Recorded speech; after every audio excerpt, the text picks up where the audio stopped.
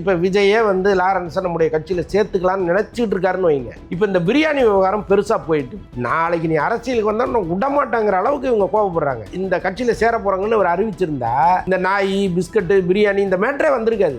மாட்டிக்கிட்டாருல்ல. நீங்களும் உங்கள் கணவரும் உட்கார்ந்து பேசும்போது நாட்டு நலன் குறித்து தான் நாங்கள் பேசுவோம்லாம் சொல்கிறீங்க. இப்போ இந்த திட்டங்கள்லாம் வச்சுருக்கீங்கல்ல, ரஜினி இவர் விஜய் பார்த்து கொடுத்துருங்க. கேட்குறேன், உள்ளபடியோ உங்களுக்கு இந்த மக்கள் மீதோ தமிழ்நாட்டின் மீதோ அக்கறை இருக்கிற பட்சத்தில் நீங்கள் அதை தானே செஞ்சுருக்கணும். எங்களுக்கு அக்கறை இருக்குது நாங்கள் அதை நினச்சோம் இதை நினச்சோம்னா அதெல்லாம் வெறும் பேச்சாத்தான் இருக்குது. எந்த குற்றம் நடக்கட்டும் தாவேகா மேலே பழி, அரசு அதுதான் பொறுப்பேற்றுக்கணும், அதுதான். ஆனால் ஒரு சந்தில் நடக்கிற குற்றம், ஒரு வீட்டில் நடக்கிற குற்றம், எங்கேயோ புதரில் நடக்கிற குற்றம், இதுக்கெல்லாம் எப்படி பொறுப்பாக முடியும்னு எனக்கு புரியல. இதில் வந்து நீங்கள் மாறி மாறி குறை சொல்வதிலே ஏதாவது அர்த்தம் இருக்கா? அவரே சொல்லிட்டாரு, தனி மனித ஒழுக்கம் வேணும்னு முதல்வர் விஜய் அவர்களே சொல்லிட்டார். ஏன்னா வேற தீர்வே கிடையாது இதில்.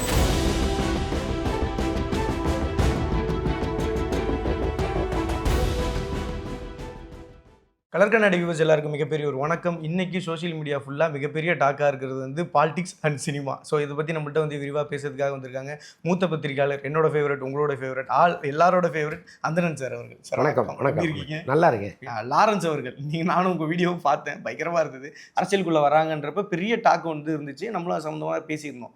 பட் இப்போ 2வது ப்ரெஸ் மீட்லையாவது நீங்கள் சொன்ன மாதிரி கொஞ்சம் ஓப்பன் அப் பண்ணி சொல்லிடுவாங்க அப்படின்னு சொல்லி நினச்சப்போ இன்னும் கொஞ்சம் சீரியல் மாதிரி போயிட்டுருக்கோம். ஆமாங்க, இவ்வளவு தூரம் அவர் வந்து மக்களை காக்க வைப்பதில் என்ன இருக்குது? மக்கள் ஒன்றும் காத்துட்டு இல்லை, அது வேறு விஷயம். பட் ஏன் இப்படி டிலே பண்ணுறாரு? ஒருவேளை வேறு ஏதாவது பேரம் நடக்குதாங்கிறது நமக்கு புரியல.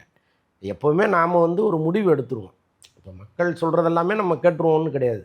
மக்கள் 1000 கருத்துக்களை சொல்லுவாங்க, எல்லாத்தையும் கேட்டுட்டு நம்ம ஒரு முடிவு எடுத்தோம்னா மெண்டல் ஹாஸ்பிட்டல் தான் போகணும். அதுக்கு வந்து அது இந்த இடத்துல அப்ளை பண்ணுறதுங்கிறது அவ்வளவு சரியாக இருக்காது. அவர் ஒரு முடிவு எடுத்திருப்பார், இந்த கட்சியில் தான் நம்ம சேரணும்னு. அந்த முடிவை சொல்வதில் ஏன் இவ்வளவு தயக்கம்ங்கிறது தான் நம்முடைய கேள்வியாக இருக்குது. அவர் அரசியலுக்கு வரலாமா கூடாதாங்கிற டிபேட்டுக்கு நான் போகவே இல்லை. கட்டாயமாக அவரை போன்றவர்கள் வரணும். ஏன்னா எனக்கு தெரியும், அவர் வந்து பேசிக்கலாகவே கொஞ்சம் ஈகை குணம் மிக்கவர். அவர் நிறைய ஏழை பசங்களுக்கு ஒரு பெரிய வாழ்வளித்த ஒரு ஒரு அற்புதமான கருணை உள்ளவர் அவர். அதிலெல்லாம் மாற்று கருத்தே கிடையாது. அவரை போன்றவர்கள் அரசியலுக்கு வரும்பொழுது ஒரு இப்போ 100 பேருக்கு உதவி செய்கிறவர் 1000 பேருக்கு உதவி செய்ய முடியும். ஸோ அதனால் வருவதில் தவறில்லை. ஆனால் வர்றதில் ஏன் இவ்வளோ குழப்பங்கிறது தான் நம்ம கேட்குற தொடர் கேள்வி. அவரும் வந்து இந்த விடுகதைக்கு சீக்கிரமாக விடை சொல்லவே மாட்டார் போடுது. அவர் பாட்ட போஸ்டர் அடிச்சுட்டே இருக்கார், தினமும் ஒரு போஸ்டர் அடித்து ஒட்டிகிட்டு இருக்காரு. என்னைக்கு அதை முடிவாக சொல்லுவாருன்னு தெரில. கண்டிப்பாக சார். ஆனால் எனக்கே பெரிய ஆச்சரியமாக இருந்தது, அமைச்சர் லாரன்ஸ் அப்படின்னு போட்டதாகட்டும், துணை முதல்வர்னு கோஷம் போடுறதாகட்டும், இதெல்லாம் என்ன சாரி செட்டிங்கா அந்த மாதிரி ஏதாவது இருக்கே சார்? என்ன சார்? அதாவது இந்த தீபான்னு ஜெயலலிதா அம்மாவுடைய அண்ணன் பொண்ணு இருந்தாங்க. அவங்க வந்து அவங்க ஜெயலலிதா அம்மையார் இறந்த பிறகு அவங்க அரசியலுக்கு வரணும்னு கொஞ்சம் ஆசைப்பட்டாங்க. அவங்க சும்மா வீட்டில் இருந்தவங்களையும் அங்கங்கே பேனர் வச்சு கூப்பிட்டு வந்துட்டாங்க. அவங்கள கொண்டு வந்து நிற்க வச்சு புரட்சி தலைவி தீபா வாழ்க, புரட்சி தலைவி தீபா வாழ்கன்னு கத்துவாங்க. அப்படி பார்க்கும்போது அவங்க முகத்தில் அப்படி ஒரு மலர்ச்சி இருக்கும். எப்போ இதுக்காக தாண்டா 18-20 வருஷமாக காத்திருந்தேன் அப்படிங்கிற அளவுக்கு இருக்கும். கிட்டத்தட்ட அப்படி ஆகிட்டாரோ லாரன்ஸ்னு எனக்கு தோணுச்சு. ரசிகர்கள் வந்து ரொம்ப ஆசைப்படுவாங்க, அவங்க கோஷம் போடுவாங்க, அதெல்லாம் வேறு. ஆனால் அதை ரசிக்கிற பக்குவம், மனப்பக்குவம் இருக்குல்ல, அது வந்து ரொம்ப தவறானது. அது நம்மளை கொண்டு குழியில் இறக்கி விட்ரும். அதில் ஒரு மனிதன் தெளிவாக இருந்தால் போதும். இப்போ ஒரு லட்சக்கணக்கான ரசிகர்கள் நமக்காக திரண்டு நிற்கிறாங்க. நம்ம வேணான்னு சொன்னால் கூட அவங்க வீட்டு வாசலில் வந்து கண்ணு கட்டி தூரம் வரைக்கும் தலையாக இருக்குது, அவங்க கோஷம் போடுறாங்கன்னா அதில் ஒரு நியாயம் இருக்குது. நீங்கள் அதை ஏற்றுக்கிறதுல கூட ஒரு அர்த்தம் இருக்குது. அதுவே ஒரு 1000 பேர் திரட்டிட்டு வந்த கூட்டமா இல்லை தானாக வந்த கூட்டமான்னு நமக்கு தெரில. ஸோ அப்படி இருக்கும்போது இந்த சொற்ப கூச்சல்களுக்கு நீங்கள் மயங்குனீங்கன்னா அது ஒரு பெரிய கேடில் போய் முடியும். அதை வந்து லாரன்ஸ் செய்யக்கூடாது. ஏன் நம்ம லாரன்ஸ் தொடர்ந்து விமர்சனம் பண்ணுறோம்னா அவர் நல்லா வரணுங்கிறதுக்காக தான். அவர் மீது எந்த காழ்ப்புணர்ச்சியும் நமக்கு கிடையவே கிடையாது. நான் எப்பொழுதுமே அவரை மதிக்கிறவன், அது அவருக்கும் தெரியும். ஆனால் ஏன் இவ்வளோ பெரிய விமர்சனத்தை நம்ம வைக்கிறோம்னா உங்களை வேறு 10 பேர் பார்த்து சிரிச்சிடக்கூடாது. அதை நோக்கி நீங்கள் போகிறீங்களோன்னு எனக்கு ஒரு பயம் இருக்குது. அதனால் உங்களை எச்சரிச்சுட்டே இருக்கு. கண்டிப்பாக சார். அண்ட் வந்து இந்த இப்போ ரீசெண்ட் அரசியலில் சார் விஜய் சார் வந்ததுக்கு அப்புறம் இல்லை, எல்லாரும் அரசியலை ரொம்ப ஈஸியாக நினச்சிட்டாங்களோ அப்படின்னு ஒரு மிகப்பெரிய கேள்வி. ஏன்னா அதுக்கு பிஃபோரில் வர்றதுனாலே பயம் அப்படின்றது இருக்கும். இவருக்கு வந்ததுக்கப்புறம் நம்மளையும் 4 பேர் விமர்சனம் பண்ணால் நம்மளும் அமைச்சராகிடலாமோ அப்படின்னு வைக்கிறாங்களோ, வேணா வாண்டடாக விமர்சனத்தை கேட்குறாங்க. அது சரி இருக்கு. ஆனால் முன்னெல்லாம் இந்த நடிகர் நடிகைகளை பார்க்க போகும்போது அவங்க சொல்லுவாங்க, சார் என்னை பற்றி ஏதாவது எழுதுங்க, திட்டியாவது எழுதுங்க, கிசுகிசாவது எதாவது எழுதுங்க, ஒன்றுமே இல்லாமல் போட்டிங்கன்னா நாங்கள்லாம் ஊரில் இருக்கோமா இல்லையாங்கிறதே தெரியாமல் போயிடும்பாங்க. இப்போ சீப் பப்ளிசிட்டி வந்து அப்படி மாறிடுச்சு. எதையாவது என்னை பற்றி பேசுங்க எழுதுங்கிற அளவுக்கு ஆயிடுச்சு. அதில் போய் லாரன்ஸு சிக்க வேண்டாங்கிறது என்னுடைய தனிப்பட்ட கருத்து. இப்போ இந்த கண்ணாமூச்சி ஆட்டத்துக்கு விரைவாக ஒரு முடிவு கட்டி நான் இங்கே தான் சேர போகிறேன்னு அவர் சொல்லிட்டா பிரச்சனையே இல்லை. அடுத்து அங்கே சேர்ந்தார், அவர் என்ன பண்ண போகிறாரு, அவருக்கு என்ன பதவி கொடுக்க போகிறாங்க, அவர் எந்த தொகுதியில் நிற்க போகிறாரு, ஜெயிப்பாரா மாட்டாரான்னு டிபேட் அப்படி போயிடும். நீங்கள் அது வரைக்கும் என்னென்னா உனக்கு அரசியல் தேவையா, ஏன் நீ வர, ஏன் நீ நாயின்னு சொன்ன, ஏன் அவனை பேயின்னு சொன்ன, இவ்வளோ கேள்விகளும் வரும். இன்னொன்று நீங்கள் டிலே பண்ண எதையாவது போட்டு நிரப்ப வேண்டியதாக இருக்குது. அப்போ நிரப்புகிற வார்த்தைகள் கவனமற்று வரும்பொழுது பிரச்சனையில் மாட்டிக்கிறார். இப்போ நான் இந்த கட்சியில் சேர போகிறேங்கன்னு அவர் அறிவிச்சிருந்தா இந்த நாய் பிஸ்கட்டு பிரியாணி இந்த மேட்டரே வந்திருக்காது. மாட்டிக்கிட்டார்ல. இப்போ இது வந்து இதோட போகாதுங்க. மக்கள் பெரும் கோபத்தில் இருக்காங்க. இதை வந்து நீங்கள் சோஷியல் மீடியாவில் போய் பார்த்தீங்கன்னா பயங்கர வன்மத்தோடு திட்டி தீர்த்துக்கிட்டு இருக்காங்க. நாளைக்கு நீ அரசியலுக்கு வந்தால் நான் விடமாட்டாங்கிற அளவுக்கு இவங்க கோபப்படுறாங்க. இன்னொன்று, இப்போ விஜயே வந்து லாரன்ஸை நம்முடைய கட்சியில் சேர்த்துக்கலான்னு நினச்சிட்டு இருக்காருன்னு வைங்க. இப்போ இந்த பிரியாணி விவகாரம் பெருசாக போயிட்டுருக்கு. இப்போ இவரை சேர்த்தோம்னா இந்த கெட்ட பேர் நமக்கும் வந்து தொலையுமேன்னு அவர் நினைக்கலாம். அப்போ நீங்கள் ஒரு கட்சிக்கு போகிறதே தடையாக மாறுதில்லை. அப்போ ஏன் இந்த டிலே தான் இவ்வளோ பிரச்சனைகளுக்கு காரணம்னு கூட நான் சொல்லுவேன். வெற்றிமாறன் மாதிரியான டேரக்டர்ஸ் அண்ட் வந்துட்டு இன்னொரு ராம் மாதிரியான டேரக்டர்ஸ் வந்து ஒரு போர்க்கொடி தூக்கலாம் அப்படி சொல்லி ஒரு ஐடியாவில் இருக்காங்க. அது என்ன? இல்லை, ஆக்சுவலாக வந்து நமக்கு தெரிந்த நண்பர் ஒருத்தர் இவங்களோடலாம் பேசும்பொழுது அவங்க வந்து லாரன்ஸ் மீது ஒரு மிகப்பெரிய கோபத்தில் இருக்காங்க. முக்கியமாக என்னென்னா தமிழனே ஆளணும்னு நினைக்கிறவங்க அவங்கெல்லாம், தமிழ் தேசியம் பேசுகிறவர்கள் அவங்க. இப்போ லாரன்ஸனுடைய இது என்ன அப்படிங்கிற ஆராய்ச்சிக்கெல்லாம் அவங்க போயிட்டாங்க. அப்போ இவர் அரசியலுக்கு வந்து இன்றைக்கி விஜய் ஒரு இடத்த பிடிச்ச மாதிரி நாளைக்கு இவர் வந்தாருன்னா அது தப்பாக போயிடும். அப்போ ஆரம்பத்திலேயே நம்ம அதுக்கு ஒரு அணை போடணும்லாம் நினைக்கிறாங்க. ஸோ அதற்கேற்றார் மாதிரி இவர் வந்து இந்த நாய் மேட்டரையும் கொண்டு வந்துட்டார். அப்போ அந்த இது வந்து இன்னும் ஃபோர்ஸாக மாறுதுங்க. இப்போ தமிழ் தேசியம் பேசுகிற இயக்குனர்கள் எல்லாருமே ஒன்று சேர்ந்து லாரன்ஸுடைய வரவை நாங்கள் எதிர்க்கிறோம் அப்படின்னு சொல்லி ஏதாவது ஒரு போராட்டத்தை முன்னெடுப்பதற்கும் வாய்ப்புகள் இருக்குது. ஏன்னா நமக்கு காதில் விழுகிற தகவல்கள் அப்படி இருக்குது. அதுக்காக சொல்ல. கண்டிப்பாக சார். அண்ட் வந்து இன்னொரு தகவலாக என் ஃப்ரெண்டு கேட்க சொன்னது, ஆல்ரெடி என்னென்னா ஏற்கனவே பாலா அவர்கள் வந்து ஒரு பீக்கில் இருக்கிறப்போ அவரோட போய் நிறைய வீடியோஸ்லாம் போட்டு மாற்றம் அப்படின்றது ஒன்று கொண்டு வந்து நிறைய பண்ணிட்டு இருந்தாங்க. அதுக்கப்புறம் பாலா மேலே ஒரு அக்யூசேஷன் வந்ததுக்கப்புறம் இவங்க 2 பேரும் சேர்ந்து ஒரு இடத்துல நம்ம எங்கேயுமே வந்து பார்க்கல அப்படின்னு ஒன்று இருந்துச்சு. சேம் டைமில் ஆன் ஸ்டேஜில் தன்னோட தம்பிக்கு வந்து ஒரு படம் பண்ணலை, ஆனால் பாலாவுக்கு படம் பண்ணுறதா வந்து சொல்லியிருந்தார். இது எல்லாம் ஒரு ஃபேக் பப்ளிசிட்டியோ அப்படிங்கிற மாதிரி என்னுடைய ஃப்ரெண்டு உங்கள்கிட்ட கேட்க சொன்னார். இல்லைங்க, இப்போ லாரன்ஸை பொறுத்தளவுக்கு வந்து ஒரு கொடுத்த வாக்குறுதியில் எல்லாத்தையுமே காப்பாற்றிட்டாருன்னா இல்லை. இப்போ சண்முக பாண்டியன் விஜயகாந்தனுடைய மகன் வந்து ஒரு படத்தில் நடித்தார். அந்த படத்தில் நான் பணம் வாங்காமல் ஒரு கெஸ்ட் ரோல் பண்ணுறேன்னு அவர் சொன்னார். ஆனால் கடைசி வரைக்கும் பண்ணல. அந்த டைரக்டர்கிட்ட நான் பேசினேன், லாரன்ஸ் மாஸ்டர் நடித்து முடிச்சிட்டாரான்னு நான் தொடர்ந்து கேட்கும்போது அவர் சொன்னார், சார் அவர் டேட்டே கொடுக்க மாட்டேங்கிறாரு, நானும் எவ்வளோ முயற்சி பண்ணி சரி ரைட்டு இதுக்கப்புறம் வந்து வேலைக்கு ஆகாதுன்னு சொல்லிட்டு நான் படத்தை முடிக்கிற வேலைக்கு போயிட்டேன் அப்படின்னு அவர் சொன்னார். அப்போ கொடுக்குற வாக்குறுதியை நாம் நிறைவேற்றணுங்கிற எண்ணம் ஒருவேளை அவருக்கு இல்லாமல் போச்சோன்னெலாம் நமக்கு தோணுது. அப்படி தான் பாலாவை வைத்து அவர் கேபிவி பாலா தானே சொல்கிறீங்க, அவரை வைத்து படம் பண்ணுறதுலேயும் சிக்கல் வந்துச்சு. இன்னொன்று இந்த மாற்றம்ங்கிற அமைப்பை 2 பேருமே அதுக்குள்ளே இருக்கிறதா சொன்னாங்க. அப்புறம் கேபிவி பாலா மீது நிறைய அலிகேஷன்ஸ் இங்கே வந்தோடனே அவர் ஒதுங்கிட்டார். ராகவா லாரன்ஸை பொறுத்தளவுக்கு நிறைய நல்லது செய்கிறாரு, அதை கான்ட்ரவர்சி இல்லாமல் செய்யணும்னு நினைக்கிற ஒருத்தர் அவர். இப்போ ஏற்கனவே கான்ட்ரவர்சியில் சிக்கின கேபிவி பாலாவை உள்ளே கொண்டு வந்தோம்னா நாம் தேவையில்லாமல் அவருக்கும் சேர்த்து பாரத்தை எடுக்கணுங்கிற ஒரு கவலை அவருக்கு வந்துருச்சு. ஸோ அதனால் அவரை கேட்டு விட்டார். இதெல்லாம் ஒன்றும் தவறில்லைன்னு வச்சுக்கிங்க. நான் என்ன சொல்ல வர்றேன்னா, இப்போ அவர் செய்கிற உதவிகளை அவர் நிறுத்த போகிறதே கிடையாது. அது அவருடைய ரத்தத்தில் ஊர்ன ஒரு விஷயம். இப்போ அரசியலுக்கு வந்து தான் செய்யணுங்கிற அவசியம் இல்லை. ஆனால் இங்கே வந்தால் இன்னும் கொஞ்சம் அதை மல்டிப்ளை பண்ணலாம், நம்முடைய அதிகாரம் நம்ம கையிலே இருக்கும் பொழுது நம்ம இன்னும் கொஞ்சம் அதை நிறையா செய்யலான்னு நினச்சி வரலாங்கிறது என்னுடைய கருத்து. அல்லது அதிகார போதையில் வராரான்னு நமக்கு தெரியாது, எல்லாத்தையும் அவர் தான் சொல்லணும்.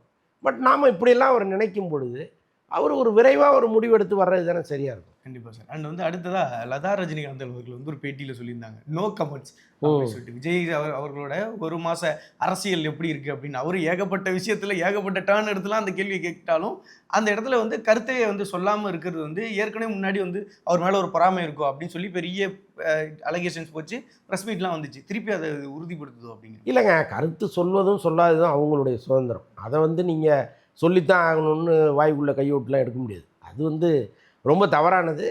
அவங்க ஒருவேளை ஒரு மாற்று கருத்து இருக்கலாம். இப்போ அவங்க நினச்சிருக்கலாம் விஜய் வந்தாருன்னா மறுநாளே வேறு மாதிரி இருக்கும் தமிழ்நாடுன்னு அவங்க நினச்சிருக்கலாம். அப்படி இல்லாமல் போயிருச்சேங்கிற வருத்தம் கூட அவங்களுக்கு இருக்கலாம். ஆனால் அதை பொது வெளியில் பகிர்வதில் நிறைய சிக்கல்கள் இருக்குது. ஏற்கனவே விஜய் ரசிகர்கள் தொடர்ந்து இவங்களை விமர்சனம் பண்ணிகிட்டு இருக்காங்க. ஸோ அப்படிப்பட்ட சூழ்நிலையில் இந்த ஆட்சி சரியில்லைங்க, நான் எதிர்பார்த்த மாதிரி இல்லைங்கிற பதிலையும் சொல்ல முடியாது. மாறாக சூப்பரான ஆட்சிங்க, இதுக்கு முன்னாடி இருந்த ஆட்சியெல்லாம் பெருசாக ஒன்றுமே கிடையாதுங்க, இதாங்க ஆட்சி அப்படின்னு அவங்க சொல்லிட்டாங்கன்னா மாற்றுக் கட்சியினருடைய எதிர்ப்பை அவங்க சம்பாரிச்சாங்க. இப்போ திமுகவோடு ஒரு நல்லிணக்கம் எப்போவுமே ரஜினி அவர்களுக்கு இருக்குது. அப்போ இவங்க சொல்கிற பதில் அவருக்கு ஒரு பிரச்சனையை உருவாக்கிடக்கூடாது. அப்போ நல்லா இருக்குன்னு சொல்ல முடியாது. நோ கமெண்ட்ஸுங்கிறது சரியான பதிலாக இருக்க முடியும். சரியான பதில். அண்ட் இன்னொரு விமர்சனம் சொல்லியிருந்தாங்க சார், ரஜினிகாந்த் சார் இருந்தால் வேறு மாதிரியான ஒரு மாற்றம் இருந்திருக்கும், அவர்கிட்ட நிறைய திட்டங்கள் இருந்துச்சு, 2021 கோவிட் வந்ததுனால சில விஷயங்கள் முன்னெடுக்க முடியலை அப்படின்றதெல்லாம் சொல்லியிருந்தாங்க. நான் என்ன சொல்கிறேன், நீங்களும் உங்கள் கணவரும் உட்கார்ந்து பேசும்போது நாட்டு நலன் குறித்து தான் நாங்கள் பேசுவோம்லாம் சொல்கிறீங்க. உள்ளபடியாக உங்களுக்கு நாட்டு நலன் மீது அக்கறை இருந்ததுன்னா இப்போ இந்த திட்டங்கள்லாம் வச்சுருக்கீங்கல்ல, விஜய் பார்த்து கொடுத்துருங்க சார், நாங்கள் எங்கள் கணவர் வந்திருந்தால் இதெல்லாம் செய்யலாம்னு நினச்சிக்கிட்டு இருந்தார், வேறு மாதிரி நாங்கள் பண்ணுறதெல்லாம் பிளான் பண்ணி வச்சுருந்தோம், இப்போ எங்களால் வர முடியல, இந்தாங்க இந்த திட்டங்கள்லாம் நீங்கள் வச்சிங்க செய்யுங்கன்னு கொடுக்க வேண்டியது தானே, என்ன தயக்கம் உங்களுக்கு? பட் ஆனால் அது செய்யறதுக்கான வாய்ப்பு இல்லை. இல்லை, நான் கேட்குறேன், உள்ளபடியாக உங்களுக்கு இந்த மக்கள் மீதோ தமிழ்நாட்டின் மீதோ அக்கறை இருக்கிற பட்சத்தில் நீங்கள் அதை தானேங்க செஞ்சுருக்கணும். எங்களுக்கு அக்கறை இருக்குது நாங்கள் அதை நினச்சோம் இதை நினச்சோம்னா அதெல்லாம் வெறும் பேச்சத்தான் இருக்குது. கண்டிப்பாக சார். அண்ட் இன்னொரு கேள்வியாக கேட்குறாங்க, என்னென்னா பொதுவாக பேசிக்கிறது லதா ரஜினிகாந்தோட மக்கள் இயக்கம், அப்புறம் அதுக்கப்புறம் அண்ணாமலையோட புதிய கட்சி, லாரன்ஸோட என்ட்ரி, இது எல்லாம் சேர்த்து மெர்ஜா ஒரு வரப்போகுது அப்படிங்கிறது சொல்கிறாங்களே சார். இல்லை, அதற்கும் வாய்ப்பு இருக்குது, நம்ம எதையுமே இல்லைன்னு சொல்ல முடியாது. பட் லாரன்ஸ் பேசுவதையெல்லாம் வைத்து பார்க்கும்போது ஒரு தாவேகா மீது ஒரு சாஃப்ட் கார்னர் அவருக்கு இருக்குது, நம்ம அங்கே போனால் நமக்கு சரியாக இருக்கும் அப்படின்னு அவர் நினைக்கிறாரா என்னவோ தெரியல. ஆனால் அவர் எதிர்பார்க்குற அந்த கமெண்டெல்லாம் இருக்குல்ல, நான் பொதுமக்களுடைய கருத்தை கேட்டு முடிவெடுப்பேன்னு சொல்கிறாருல, அந்த கருத்துக்கள்லாம் என்னவா இருக்குன்னா தாவேக்காவில் சேருங்கிற மாதிரி இருக்குது. அப்போ அந்த முடிவை அவர் எடுப்பாரான்னு நமக்கு தெரில. ஆனால் அவருடைய நீண்டகால கடவுள் ரஜினி தான். நீங்கள் அவரால் தான் இன்றைக்கி இவ்வளோ பெரிய லைஃப் லாரன்ஸுக்கு வந்திருக்கு. அப்போ அவருடைய கருத்துக்கும் விருப்பத்திற்கும் மாறாக ஒரு முடிவை லாரன்ஸ் எடுத்தார்னா அது மிகப்பெரிய குரு துரோகமாக மாறும். அப்போ அவர் என்ன முடிவு எடுக்க போகிறாருன்னு நமக்கு தெரியல. ரஜினியோடு இணைந்து செயல்படுவதோ அல்லது ரஜினியின் மனைவியினுடைய இயக்கத்தோடு சேர்வது தான் அவரை பொறுத்தளவுக்கு சரியாக இருக்கும். நம்முடைய பார்வையும் அப்படி தான் இருக்குது. அவர் இங்கே தாவேக்காவுக்கு தாவேக்காவுக்கும் சங்கடத்தை கொடுக்கக்கூடாது, தாவேக்காவால் அவருக்கும் சங்கடம் வந்துடக்கூடாது. ஏன்னா ஒரு உரையில் 2 கத்திகள் இருக்கவே முடியாது. நீங்களும் ஒரு ஹீரோ, உங்களை விட ஒரு 10 மடங்கு அதிகம் பிஸ்னஸ் உள்ள ஹீரோவாக விஜய் இருக்கிறார். அப்போ ஒரு மேடையில் 2 பேரும் தோன்றும் பொழுது யாருக்கு கைத்தட்டணுங்கிறது ஒன்று இருக்குது. இப்போ ஒரு தலைவர்னா அவருக்கான மரியாதைன்னு ஒன்று இருக்குது. இப்போ எம்ஜிஆரோடு அன்னைக்கு டாப்பில் இருந்த ஒரு ஜெமினி கணேசனோ ஒரு எஸ்எஸ் சந்திரனோ ஒரு மேடையை பகிர்ந்துக்க முடியாது. எஸ்எஸ் ராஜேந்திரனோ சொல்கிறேன். எதுக்கு சொல்ல வர்றேன்னா, எம்ஜிஆர் அதெல்லாம் பார்ப்பார், நம்ம மேடை நமக்கானதுன்னு பார்ப்பார். கிட்டத்தட்ட முதல்வர் விஜயும் அப்படி தான் பார்ப்பாருன்னு நான் நம்புகிறேன். இப்போ அங்கே லாரன்ஸ் மாதிரி ஒருத்தரை ஏற்றி லாரன்ஸ் வரும்போது தலைவா முதல்வரேன்னு கத்துனாங்கன்னு வைங்க, அது எப்படி விஜயால் பொறுத்துக்க முடியும்? ஸோ அதனால் அதற்கு பெரும்பாலும் வாய்ப்பு இல்லை, வரக்கூடாதுன்னு கூட நான் நினைக்கிறேன். கண்டிப்பாக சார். அண்ட் இன்னொரு விஷயத்தை டெஃபினட்டாக நீங்கள் இந்த நாட்டினோட குடிமகனா அட்ரஸ் பண்ணுவீங்க அப்படின்னு சொல்லி நம்பி இந்த கேள்வி கேட்குறேன். என்னன்னா கேட்க வேண்டிய கேள்வியா என்னன்னா, இன்னைக்கு கும்மிடிப்பூண்டியில் ஒரு பிரச்சனை நடக்குது. ஒரு 3 வயசு குழந்தை வட மாநிலத்தவர் அப்படின்றது இருக்குது. இவங்க பெண்களோட பாதுகாப்பு தான் ரொம்ப முக்கியம், பெண்கள் குழந்தைகள் அப்படின்றது அட்ரஸில் தான் அவங்க வந்திருக்காங்க. சிங்க பெண்கள் அதிரடிப்பட இது எல்லாமே வந்துருச்சாலும் குற்றங்கள் மட்டும் எதுவும் நடந்துக்கிட்டே இருக்கு சார். குற்றங்களை தடுக்கவே முடியாதுங்க. நான் இன்றைக்கி நேற்று சொல்லலை, பல ஆண்டுகளாக நான் சொல்லிகிட்டே இருக்கேன். தமிழ்நாட்டை பொறுத்தளவுக்கு, இந்தியாவை பொறுத்தளவுக்கு குற்றங்களை தடுக்கவே முடியாது. நீங்கள் சவுதி அரேபியாவிலிருந்து ஒரு ஷேக்கை கொண்டு வந்து இங்கே முதலமைச்சராக ஆக்குறாங்கன்னு வைங்க. ஏன்னா அங்கெல்லாம் தண்டனைகள் எப்படி இருக்குன்னு உங்களுக்கு தெரியும். அரபு நாடுகளில் எதெல்லாம் வெட்டணுமோ அதெல்லாம் வெட்டி விட்ருவாங்க. அன்னன்னைக்கு தண்டனை. அவங்களே கொண்டு வந்து நீங்கள் இங்கே உட்கார வச்சா கூட குற்றத்தை குறைக்க முடியாது. ஏன்னா நம்மகிட்ட அந்த ஸ்ட்ரென்த்து கிடையாது. இப்போ காவலர்களுடைய எண்ணிக்கை நீங்கள் பலப்படுத்தணும். இப்போ ஒரு 1000 பேருக்கு ஒரு போலீஸ்னால் கூட உங்களுக்கு ஓரளவு கட்டுப்படுத்த முடியும். அப்படி இருக்கான்னா இல்லை. அப்படி இருக்கும் பொழுது குற்றங்கள் தொடர்ந்து இங்கே நடக்கத்தான் செய்யும். இங்கே இருக்கிற சட்டத்திட்டங்களின்படி ஒருவருக்கு விசாரணை, வழக்கு, தண்டனை அப்படின்னு பார்த்தீங்கன்னா அதுக்கே 20 வருஷம் ஆயிடும். இப்போ இந்த 20 வருஷத்தில் அவன் 1 வருஷம் ஜெயிலில் இருந்துட்டு வெளியில் 19 வருஷம் ஹாப்பியாக வாழ்ந்துடுறான். அதுக்கப்புறம் உள்ளே போய் செத்த என்ன வாழ்ந்தான்னா இல்லையா? ஸோ அப்போ இங்கே தண்டனைகள் 10 நாள்லேயோ 1 மாதத்துலேயோ 2 மாதத்துக்குள்ளேயோ கிடைக்குதுங்கிற பட்சத்தில் அந்த தண்டனையை பொதுமக்கள் எல்லாருமே பார்க்கக்கூடிய விதத்தில் நிறைவேறுது அப்படிங்கிற பட்சத்தில் இங்கே ஒரு பயம் வரும். ஐயோ நாம் பண்ணோம்னா 3 மாதத்தில் நம்மளை தூக்கி உள்ளே போட்டுருவான்டா, நமக்கு அவ்வளோதான் முடிஞ்சுது வாழ்க்கை அப்படின்னு நினச்சான்னா அந்த தப்பு செய்ய மாட்டான். அது வரைக்கும் இந்த தவறுகளும் குற்றங்களும் தொடரத்தான் செய்யும். இதை முடிந்த அளவுக்கு குறைக்கலாமே தவிர முற்றிலும் குறைப்பதுங்கிறது யாராக இருந்தாலும் முடியாது. இதே இப்போ எதிர்க்கட்சிகள் குற்றத்தை தொடர்ந்து சுமத்துறாங்க.